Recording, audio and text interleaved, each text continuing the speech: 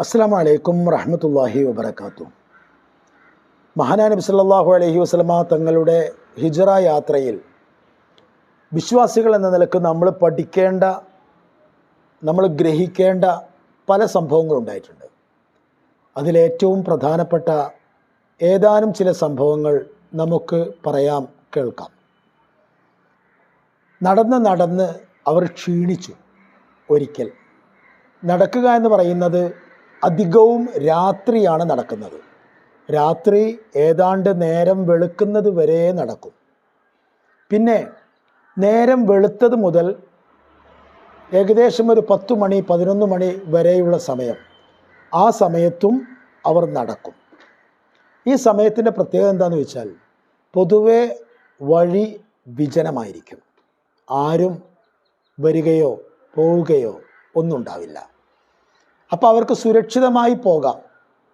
പ്രത്യേകിച്ചും അവരിപ്പോൾ ആശ്രയിച്ചിരിക്കുന്ന ഈ വഴി, ആ വഴി എല്ലാ അർത്ഥത്തിലും സുരക്ഷിതമായിരുന്നു.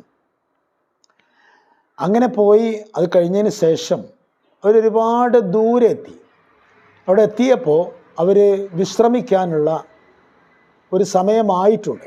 നല്ല ക്ഷീണമുണ്ട്. അബൂബക്കർ റളിയല്ലാഹു അൻഹു ചുറ്റുഭാഗം നോക്കി. മരുഭൂമിയാണല്ലോ, മരങ്ങൾ തുടങ്ങിയതൊന്നും കാര്യമായി ഉണ്ടാവില്ല.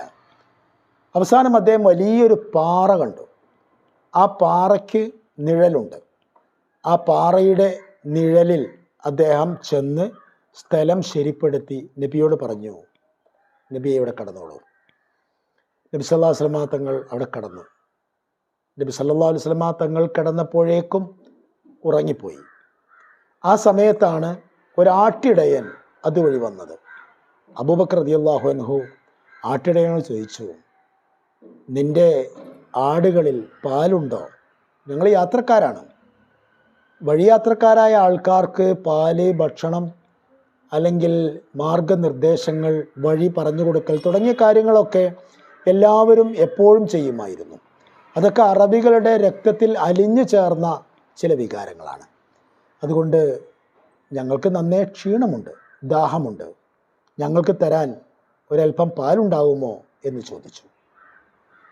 അതിനെന്താ, ആ ഇടയൻ പാല് കറന്ന് മഹാനായ അബൂബക്കർ റളിയല്ലാഹു തആല അൻഹുവിന് ഒരു പാത്രത്തിൽ കൊണ്ടുപോയി കൊടുത്തു.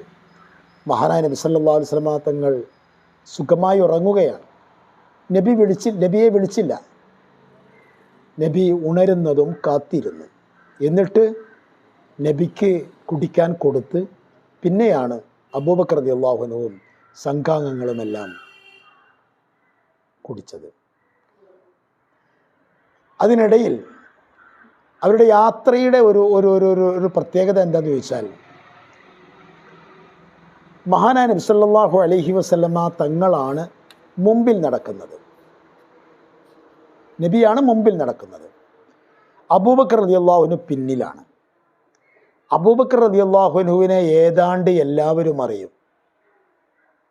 മക്കക്കാരല്ല, മറിച്ച് മക്കയുടെ പരിധി വിട്ടതിന് ശേഷം ഉള്ള പുതിയ മേഖലയിലൂടെ സഞ്ചരിച്ചുകൊണ്ടിരിക്കുകയാണല്ലോ.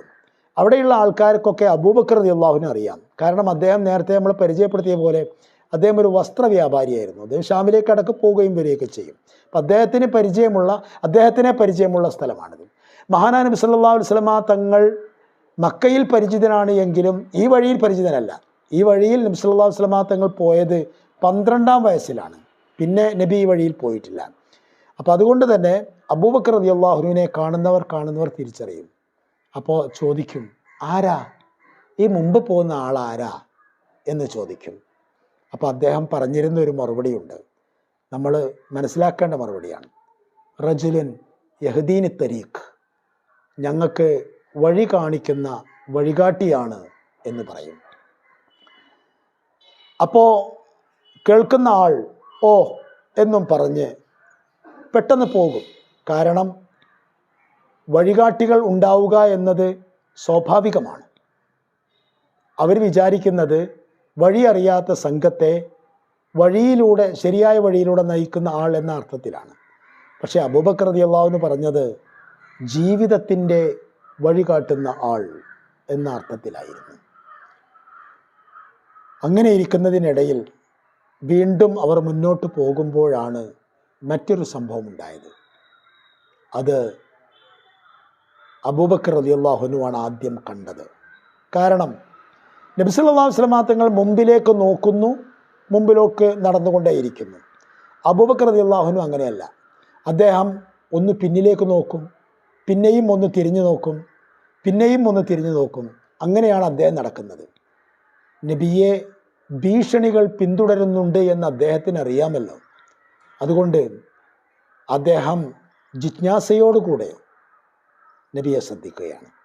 അപ്പോഴാണ്